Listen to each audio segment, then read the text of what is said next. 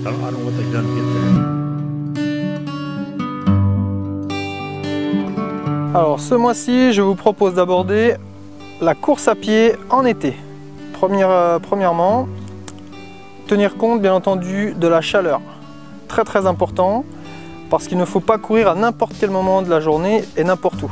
Il faudra bien entendu se protéger contre le soleil, casquette, lunettes, avoir une tenue légère en fonction de la température. Et concernant le moment où vous allez courir, ne pas y aller n'importe quand. Il est fortement déconseillé de courir sur le coup des midi et 13h.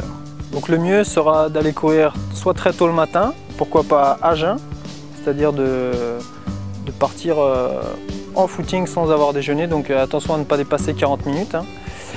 Ou alors en fin d'après-midi, début de soirée, sur un terrain à l'abri du soleil et pourquoi pas les petits sentiers ombragés. Donc étant donné la température extérieure, vous n'aurez pas besoin de faire un échauffement très important si vous êtes amené à faire une séance. Le corps sera déjà à température importante, donc n'oubliez surtout pas de vous hydrater tout au long de la journée, surtout après un effort.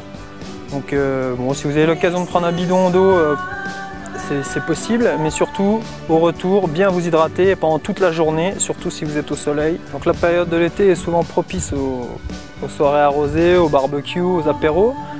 Donc moi ce que je vous conseille, c'est de ne pas vouloir absolument se rattraper le lendemain, le surlendemain sur des séances d'entraînement, parce que là vous allez avec du sommeil en moins générer une blessure ou de la fatigue supplémentaire, donc c'est pas nécessaire.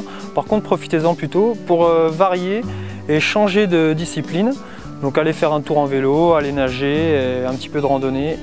Donc vous pourrez bien entendu profiter de votre lieu de vacances pour découvrir des nouveaux parcours de footing. Donc si vous êtes à la mer, vous pouvez aller courir sur la plage. Faites attention quand même à le fait de courir sur la plage, c'est-à-dire que on a tendance à s'enfoncer, donc c'est un travail musculaire qui est beaucoup plus important. Donc ne courez pas trop longtemps quand même.